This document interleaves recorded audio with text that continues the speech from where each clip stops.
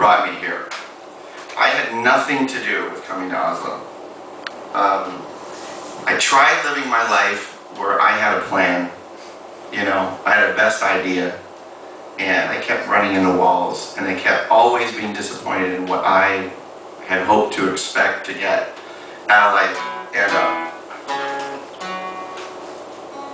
one day I sat down, I wrote that first song, I played "O Caitlin" in front of my apartment, in front of this tree. I sat there every day, and I was just kind of a catharsis, like trying to deal with life, writing these songs. These songs had nothing to do with my band, or trying to get a record deal, or a tour, or pay my rent, or anything. And I just really enjoyed playing this music, and that was the first step. And then I thought, you know, maybe somebody would actually want to hear these songs, or listen to these songs. You know, like I said, like my neighbor. And so I recorded one song, and that's the next song I'm going to play. And I played it for some people, and people said, "Wow, that's you. You know, I like that song. You should do more."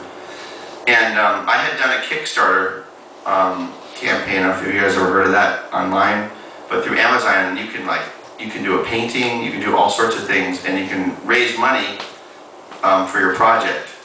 And so I put it on there, and they said you should do a video. And so I put it on Kickstarter, and I said, you know, if you want to hear more of these songs, I'll make them.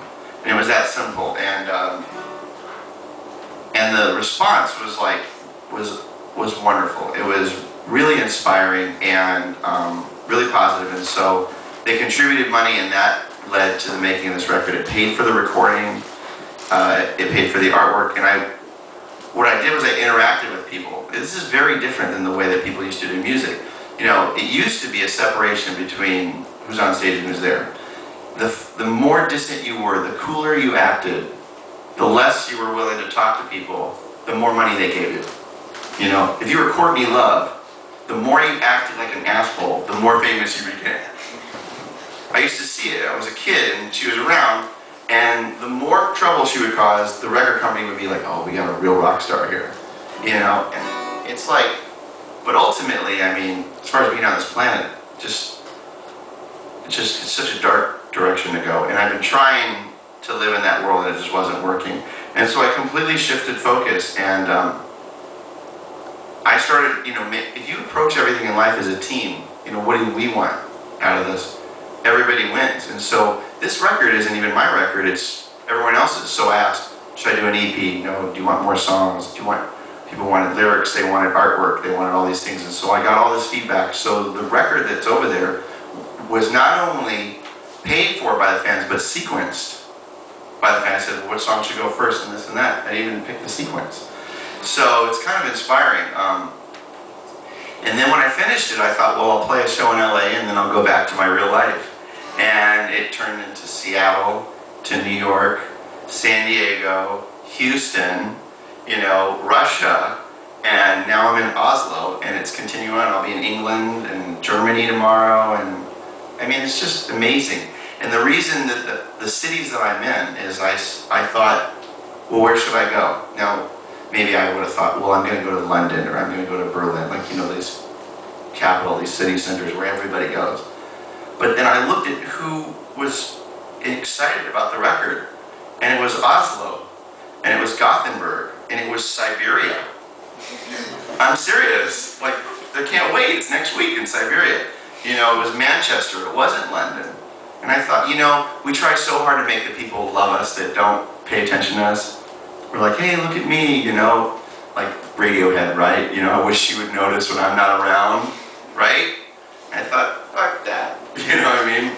You know, my best friend in high school, when we were sitting there one day, they came up, and there were just guys were sitting around, and everyone was like, hey, what kind of girls do you like? And what he answered at the time, I thought was the most retarded answer I've ever heard. And now that I'm older, I was like, oh my God, this guy's a genius. One guy said, I like blondes, you know, and the other guy was like, I like redheads, and the other guy was like, I like girls with, you know, big, you know, we're guys, we're like 17 years old, right? And when it got to my friend Chris, he said, well, let me think about it for a second. He goes, I like girls that like me. We're like, what is wrong with you? And so, yeah, so I play songs for people that invite me and want me and stuff, and Yoli, thank you so much. Everyone, she put so much work into hooking me up with SubCafé, and that's why I'm here. And so she wanted to hear this song, and this is the song that started out the whole record.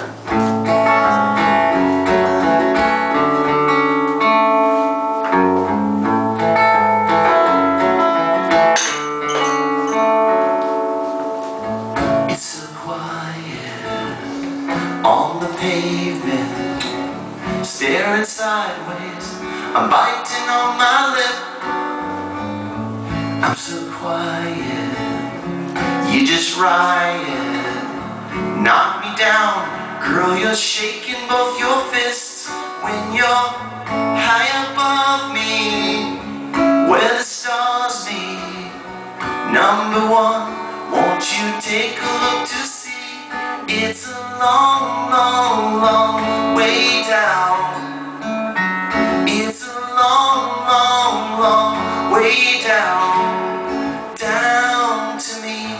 I keep calling where I'm falling, reach for you, but you like to watch me squirm. Got no cover as I suffer, tossed around my good soul before I burn. Want you high above me, where there's laughing, stop the fun. Won't you take a look to see? It's a long, long, long way down.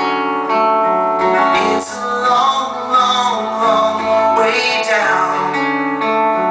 It's a long, long, long way down, down to me.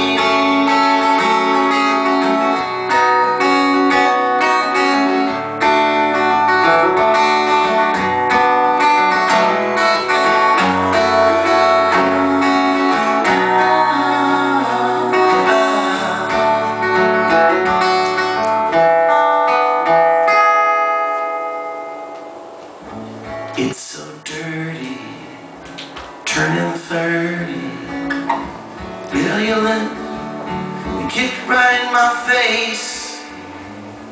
But you're 19, and you're so seen. Girl, you live, 'cause you put me in my place. It's a long, long, long way down. It's a long